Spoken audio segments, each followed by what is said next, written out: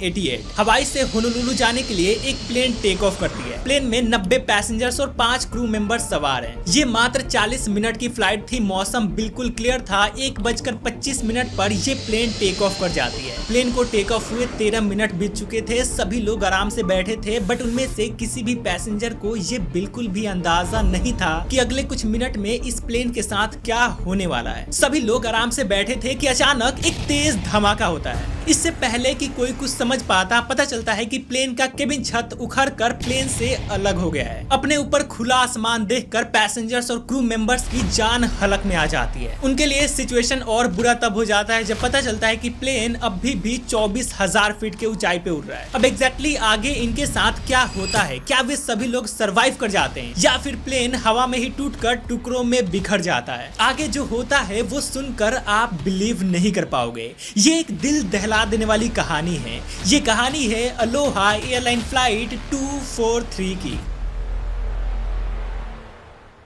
कहानी की शुरुआत होती है 28 अप्रैल साल 1988 को। दोपहर 1:30 बजे के करीब हिलो इंटरनेशनल एयरपोर्ट से एक प्लेन टेक ऑफ करने के लिए रेडी है। इस फ्लाइट का नंबर था 243 और ये अलोहा एयरलाइन का बोइंग 737-200 सीरीज का एयरक्राफ्ट था। ये प्लेन हिलो इंटरनेशनल एयरपोर्ट से होनोलुलु, जो कि हवाई की कैपिटल है, वहां जाने के लिए रेडी था। इसको ये दूरी तय करने में मात्र 35 से 40 मिनट लगने थे। मतलब ये एक शॉर्ट डिस्टेंस फ्लाइट थी और इसीलिए ये प्लेन एक दिन में 10-10 बार चक्कर लगाया करता था। तो 28 अप्रैल के उस दिन भी ये प्लेन ऑलरेडी 3 चक्कर लगा चुका था और 1:30 बजे का टेक ऑफ ये इसका चौथा चक्कर होने वाला था। टेक ऑफ होने से पहले ग्राउंड सेफ्टी स्टाफ ने प्लेन का फुल इंस्पेक्शन किया था। अपनी रिपोर्ट में सेफ्टी स्टाफ ने प्लेन में किसी भी तरह की टेक्निकल या किसी बॉडी पार्ट में खराबी का कोई जिक्र नहीं किया था। मतलब सेफ्टी स्टाफ के अकॉर्डिंग इस प्लेन में कोई दिक्कत नहीं थी। इवन कुछ वक्त पहले इस प्लेन ने अपनी शेड्यूल्ड इन्वेस्टिगेशन के according Boeing service bulletin report को भी पास किया था और इस जांच में भी प्लेन में किसी भी तरह की किसी खराबी का जिक्र नहीं किया गया था। फ्लाइट के कैप्टन थे 44 वर्षीय रॉबर्ट स्कैथेमी, फर्स्ट ऑफिसर थी 36 वर्षीय मिमी टॉमकिंस एंड ये दोनों वेल एक्सपीरियंस्ड पायलट थे। यहाँ पे एक तीसरे शख्स का भी जिक्र करना जरूरी है। एक 58 वर्षीय एक फ्लाइट अटेंडेंट क्लैराबेल लेंसिंग की। लेंसिंग 38 साल से ये काम कर रही थी। हवाई के ज्यादातर लोग उन्हें पहचानते थे और प्यार से उन्हें सीबी कहकर बुलाते थे। ये जो मैंने तीनों नाम बताया, इनको याद रखना क्योंकि आगे चलकर ये हमारी कहानी में एक रियल लाइफ हीरो का काम करने वाले हैं। खैर, बोइंग 737-200 सीरीज का ये प्लेन 1969 में अलोहा एयरलाइंस को दिया गया था एंड तब से लेकर 1988 तक इस प्लेन ने कुल मिलाकर 35,496 घंटे की हवाई यात्रा पूरी कर चुकी थी। लेकिन अपनी अब तक की सर्विस में इस प्लेन को ज्यादातर शॉर्ट डिस्टेंस फ्लाइट के लिए ही यूज किया गया था, जिस कारण से इस प्लेन ने लगभग 89,680 बार टेक ऑफ और लैंड कर लिया था और जिसकी वजह से ये अपनी शॉर्ट डिस्टेंस फ्लाइट के चलते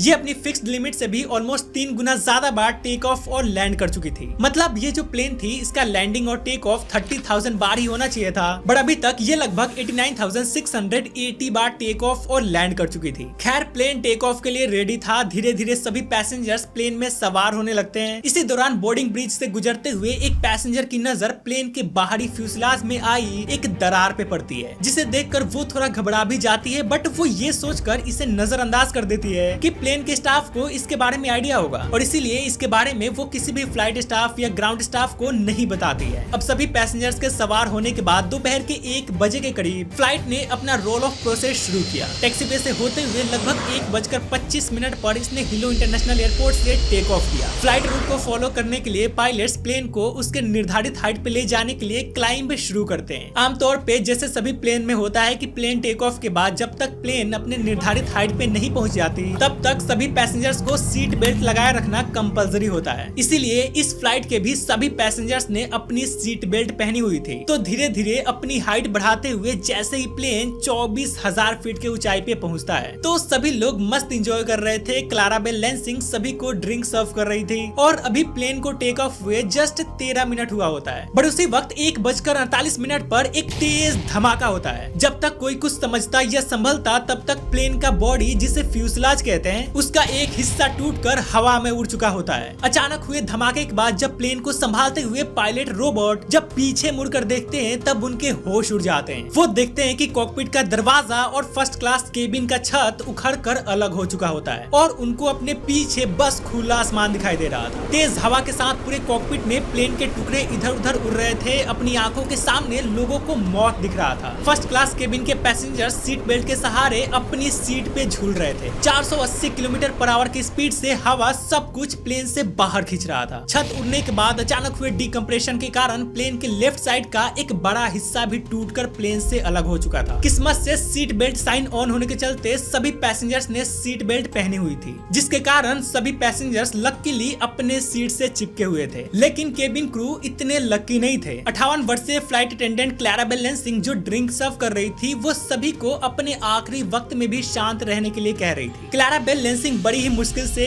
एक साइड पैनल को पकड़कर प्लेन से बाहर ना खींचे जाने की कोशिश कर रही थी, लेकिन हवा का प्रेशर इतना ज्यादा था कि वो लेंसिंग को अपने साथ खींचकर बाहर ले गया। एक दूसरी एयर होस्टेस माइकल होंडा को भी हवा के प्रेशर ने केबिन फ्लोर पे पटक दिया, लेकिन लकीली वो एयर होस्टेस पैसेंजर सीट को पकड़कर अपने आप को प्लेन से बाहर खींचने से बचा लिया। मुश्किल से पैसेंजर सीट को पकड़े हुए जिंदगी और मौत से लड़ते हुए एयर होस्टेस माइकल अभी भी पैसेंजर्स को शांत रहने और अपने सीट को पकड़े रहने की सलाह दे रही थी। कॉकपिट का दरवाजा मलबे से बंद हो चुका था, मतलब इधर पैसेंजर्स को ये आइडिया भी नहीं था कि कॉकपिट में क्या हो रहा है। पायलट और को पायलट सही सलामत है भी या नहीं। अगर नहीं तो बाकी के 94 लोगों की मौत पक्की थी। कुछ देर संभलने के बाद फ्लाइट अटेंडेंट ने लोगों से पूछना शुरू किया कि क्या उनमें से कोई प्लेन उड़ा सकता है, जिसके बाद सभी का जवाब था नहीं। यानी अब सिर्फ इस बात का होप था कि पायलट और को पायलट सही सलामत हो। कुछ देर बाद लोगों ने नोटिस किया कि प्लेन नीचे की तरफ जा रहा है, बट वो गिर नहीं रहा है। एक फिक्स्ड स्पीड से ऊंचाई कम हो रही थी। इसका मतलब ये था कि कोई उसे कंट्रोल कर रहा था। यहाँ पे अच्छी बात ये थी कि दोनों ही पायलट जिंदा थे। दोनों ही पायलट ने ऑक्सीजन मास्क पहनकर प्लेन को किसी भी तरह कंट्रोल करने की कोशिश कर रहे थे, लेकिन जल्द ही उन्हें पता चलता है कि प्लेन के काफी सारे कंट्रोल्स फेल हो चुके हैं। प्लेन धीरे धीरे उनके कंट्रोल से बाहर होता जा रहा था। वहीं इतनी ऊंचाई पर केबिन डिकम्प्रेशन और प्लेन की तेज स्पीड के चलते पैसेंजर्स के लिए सांस लेने में भी दिक्कत हो रही थी। आमतौर पे इन फ्लाइट अगर केबिन डिकम्प्रेशन होता है तो ऑक्सीजन मास्क नीचे गिराते हैं ताकि लोग सांस ले सके उसे पहनकर। बट यहाँ पे तो प्लेन का छत ही गायब था, तो ऑक्सीजन मास्क आता कहाँ से? इतनी तेज हवा और ऑक्सीजन के कमी के कारण पैसेंजर्स कभी भी मौत के मुंह में जा सकते थे। बट यहाँ पे कैप्टन ने समझदारी दिखाई और तुरंत प्लेन के रेडियो को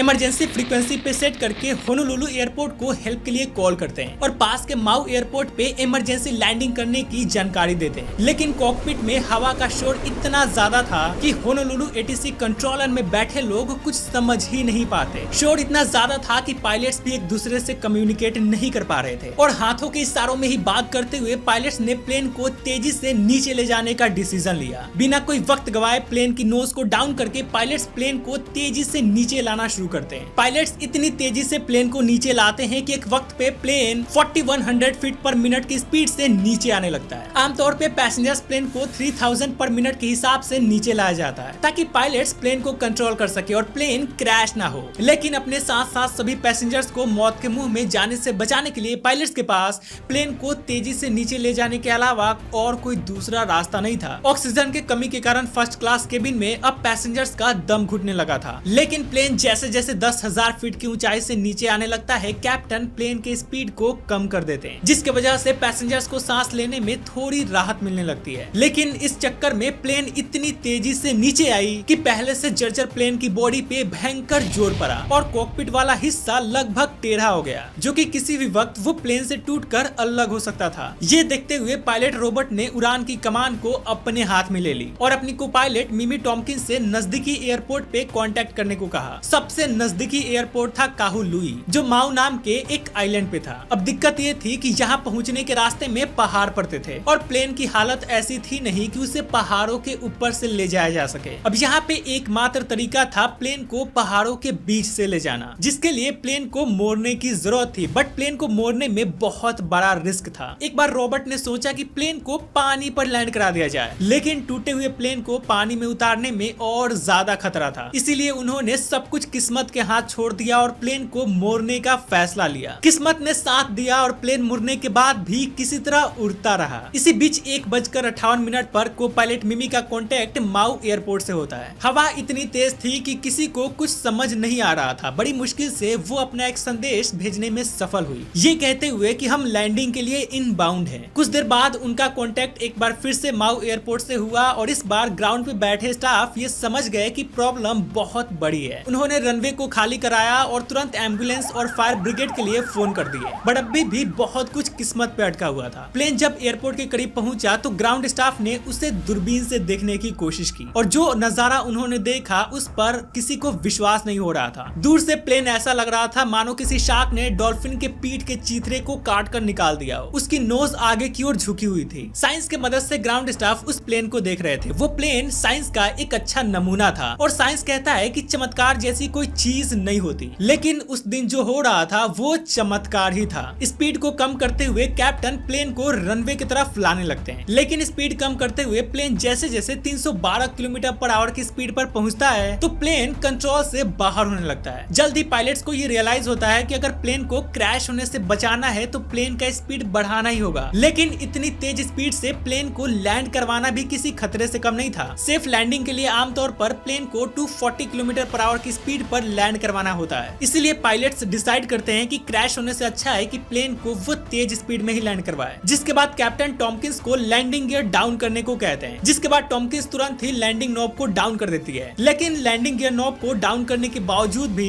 front landing gear light green नहीं होती है, जिसका मतलब ये है कि लैंडिंग गियर डाउन नहीं हुआ है। ये देखकर कैप्टन तुरंत ही मैनुअल लीवर से लैंडिंग गियर को डाउन करने की कोशिश करते हैं, बट बार बार कोशिश करने के बावजूद भी front landing gear light green नहीं होती। अब आमतौर पे ऐसे हालात में पायलट्स कॉकपिट में लगे कैमरा में भी देख सकते हैं कि लैंडिंग गियर डाउन हुआ है कि नहीं, लेकिन बदकिस्मती से वो कैमरा भी फेल हो चुका था। बट तभी नीचे से दूरबीन से देख रहे लोग काम आते हैं। वो उनको वायरलेस सिस्टम से बताते हैं कि गियर डाउन हो चुका है, जिसके बाद पायलट्स देखते हुए प्लेन को रनवे पे उतार देते हैं और किसी तरह घिसटते हुए वो प्लेन रुक जाती है। वहाँ पे खड़े किसी भी इंसान को अपनी आंखों पे बिलीव नहीं हो रहा था कि आखिर एक परखच्चे उड़ा हुआ प्लेन इतनी आसानी से सेफली लैंड कैसे कर सकता है। बट वही है कि जो भी हुआ इस प्लेन के साथ उस दिन चमत्कार ही हुआ था। खैर इस हादसे में कुल 7 लोगों को सीरियस इंजरी आई थी। लगभग 60 लोग माइनर इंजर्ड भी हुए थे। उनको हॉस्पिटल पहुंचाया गया। लोगों को बिलीव नहीं हो रहा था कि उनकी जान बच गई थी। वो आपस में गले मिलकर रो रहे थे। बट तभी किसी को रियलाइज हुआ कि फ्लाइट अटेंडेंट क्लैराबेल लेंसिंग गायब थी। कुछ लोगों ने बताया कि उन्होंने लेंसिंग को हादसे से ठीक पहले कैबिन में खड़ा होते हुए देखा था। आखिर में पता चला कि लेंसिंग फ्यूजलाज टूटते ही हवा के साथ बाहर खींच ली गई थी। मरीन कोर्प्स के हेलीकॉप्टर्स, एयरप्लेन्स और दूसरे शिप्स के साथ मिलकर 3 दिन तक एक सर्च कोऑर्डिनेट किया गया, लेकिन क्लैराबेल लेंसिंग की बॉडी कभी नहीं मिली। यह हादसा इतना खतरनाक और शॉकिंग था कि पलक झपकते ही इसकी न्यूज पूरी दुनिया में फैल गई और तुरंत ही इसकी इन्वेस्टिगेशन शुरू कर दी जाती है। जो लोग इन्वेस्टिगेशन कर रहे थे उनके सामने सबसे बड़ा सवाल यही था कि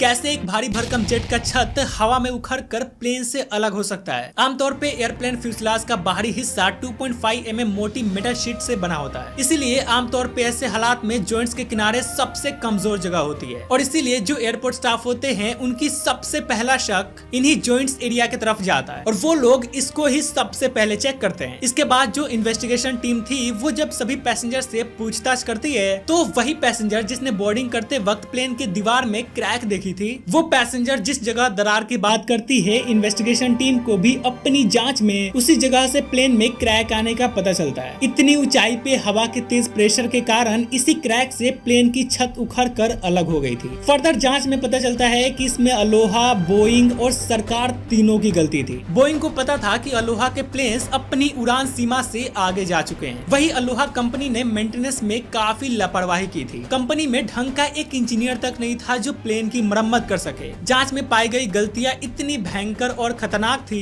कि अमेरिकी गवर्नमेंट ने तुरंत ही पूरे मेंटेनेंस प्रोसेस को बदलने का ऑर्डर दे दिया। एक नई एयरवर्दीनेस टास्क फोर्स का भी गठन हुआ जिसका मेन ऑब्जेक्टिव था सभी प्लेन्स को अच्छी तरह से चेक करना। एयरप्लेन इंडस्ट्री में ये एक बहुत बड़ा और इम्पोर्टेंट बदलाव था, लेकिन इस बदलाव की कीमत एयर होस्टेस क्लैराबेल लेंसिंग को अपनी जान देकर चुकानी पड़ी। इस हादसे में पायलट्स के साथ साथ पूरे केबिन क्रू टीम ने बहुत ही बहादुरी से अपने काम को अंजाम दिए थे, जिसके लिए उन्हें बहुत सारे ब्रेवरी अवार्ड से सम्मानित किया गया। आगे चलकर इस इंसिडेंट पे बहुत सारी फिल्में बनी, बुक्स लिखे गए, टीवी शोज बने। बट ये जो भी था एक दिल दहला देने वाला हादसा था। वैसे इसके बाद आप एयर इंडिया क्रैश का ये वीडियो देख सकते हो ये जानने के लिए